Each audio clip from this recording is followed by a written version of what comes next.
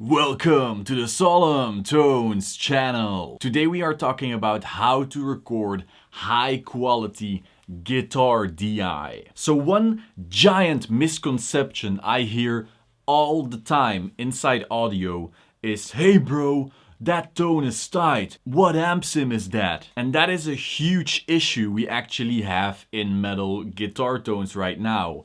Everyone thinks it's in the amp sim. Everyone thinks, oh, I'm just gonna buy this piece of equipment and bam, my tone will be tight. Not realizing that 80 or even 90% of your tone is in the quality of your DI or your raw stem, the sound you actually pull out of your guitar. So no matter if you have a Toneforge amp sim or a Kemper or whatever, if you are playing on a guitar from your local Toys R Us and with strings from 20 years ago, there is no way that thing will ever sound good. So that is why today we are going over the steps you need to be taking in order to have high quality DI tracks. So the first thing, of course, is have a solid guitar. Now, this doesn't have to be your very own custom $4,000 guitar, no, but it can't be a guitar of $50 from Amazon either. You need to have something solid, good wood, a good neck, so the intonation can actually be set right, solid pickups, just all of that stuff. Your guitar shouldn't have terrible tuners so it keeps going out of tune the second you pick. Like, it should just be a good guitar. Generally stuff like a Schecter Hellraiser or some of the higher end ESPs, like all of that stuff is fine. Just don't use super cheap guitars, because generally something will be going wrong and you will have a harder time actually getting a great tone. The next point, and probably the one people glance over the most, and this is so damn important, use brand new strings. Whenever people record an album, they will usually change their strings for every single song.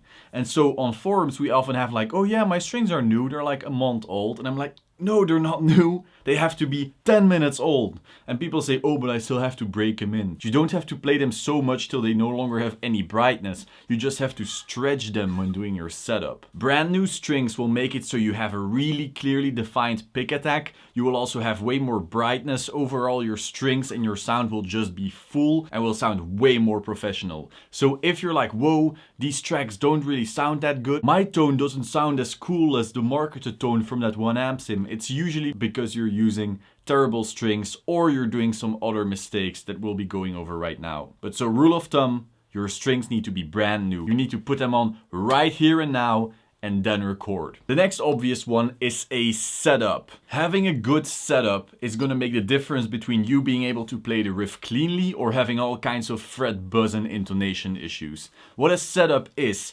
basically making sure, first of all, the height of your strings compared to the neck won't be so high that it's hard to play, but the string height can't be so low that they're clashing into your neck and buzzing the whole time, because that won't sound good either. Apart from that, it's also ensuring that the intonation is good, so that when you fret, let's say, a C sharp, it is an actual C sharp and not a D. It's actually really, really hard to ensure a guitar is in tune on every single fret across your scale. So there's many, many things to actually take into account when setting up your guitar. So if you're new to it, it's probably smartest to have it set up professionally by someone who actually sets up guitars meant to record albums. Now, one tip, and I actually broke this rule many years ago and I'm still very ashamed of it. If you have a guitar with active pickups, you will have a battery in the back cavity. Usually it will look something like this right here. It will, it will be just big enough for a 9-volt battery. Make sure that that battery is actually new or not dead.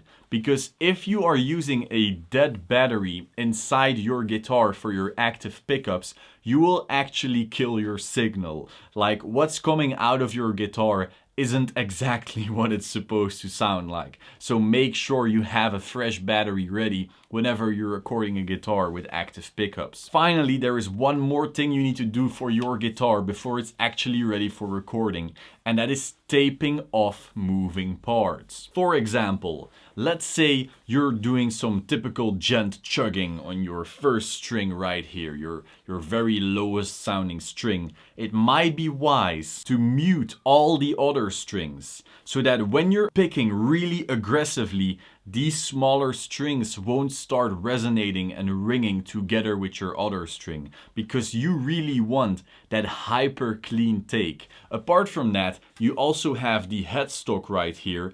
These tiny strings, those also ring when you are playing. So it might not be really obvious to you right now when you're doing your sick riffs and whatnot, but those tiny sounds seep into your recording. And then once you start adding in distortion and compression and all of that good stuff, those tiny sounds will ruin your tone. The same can be said for if you're using a guitar with a 2-nomatic bridge, because there you will also have tiny little strings here that you will have to tape off. Now this one, the strings go into the bridge, so that doesn't really matter there, but for a 2-nomatic, definitely tape that off. And if you're using a Floyd bridge, the back actually has springs that can also start resonating. The whole cavity can actually resonate really oddly depending on your guitar size and shape. So if you're hearing some odd resonances, or even if you're not, it might be wise to use some toilet paper or something like that to really make sure that cavity isn't doing anything weird. So by now, your guitar should be totally album ready. You should have everything taped off, your strings should be brand new, literally out of the pack into this, making sure you have them stretched a little so they don't keep going out of tune. Pro setup, great guitar, everything is ready. So now we will be going over things you can do to actually record your guitars well. Because sure, you might have the best setup in the world, but if you're a terrible player, you will still have a terrible tone. Because you see, there is a really big difference between playing along to a song and actually being able to nail the riff at an album production professional level. I could play along to a sick necrophagist riff and whatnot, and it might sound okay when you have the actual song hiding all my mistakes, but put my tracks on an album and you will have an issue. So one mindset you need to embrace is that sounding good isn't good enough. You need to be able to sound amazing without any backing tracks. That's why actually a lot of people practice their songs both with and without amp. With amp so they actually learn how to make a solid tone, but without amp so they don't use the distortion to hide their unclean playing. So the first thing you need to remember when recording album ready tracks is pick hard. We are talking about metal and rock guitars here.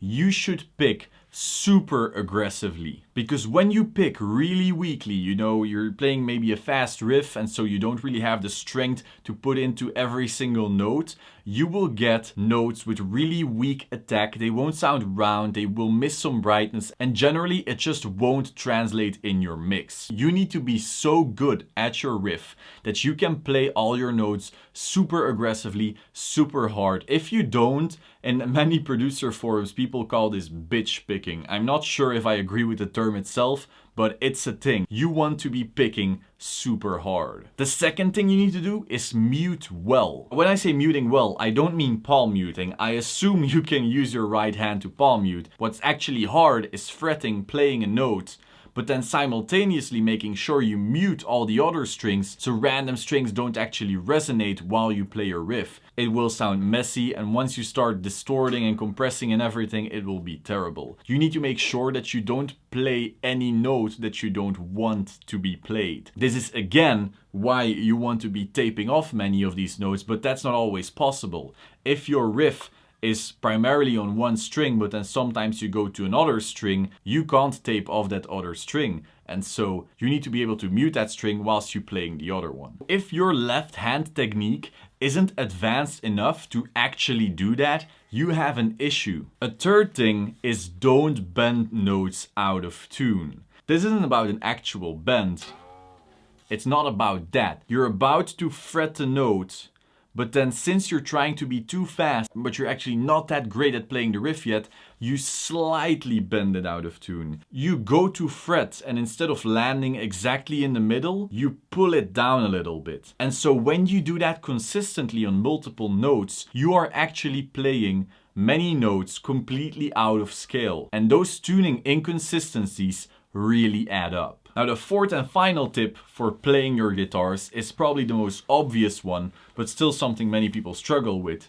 Play on time. When you record guitars, you will usually have a left and a right track, sometimes even quad tracking. When those two tracks aren't actually in time with each other, they become very messy. Especially when you start factoring in that there's also a bass and drums. Everything actually needs to lock in at the same moment. If you have even the slightest difference in timing between the bass and the guitars and the drums, your whole mix will become a mess. So being slightly on time whilst jamming through your favorite tracks may be fine. Once you're in the studio, everything needs to be hyper locked to the grid, or your guitar tracks will just sound muddy, fumbly, going all over the place because they don't lock in with the rest. That was it for this guitar recording video. If you found this interesting, please subscribe to the Solemn Tones channel and click the bell button to stay up to date. If you have any other questions, whether it's about amp sims or even our Solemn Tones products, you can of course leave those in the YouTube comments down below.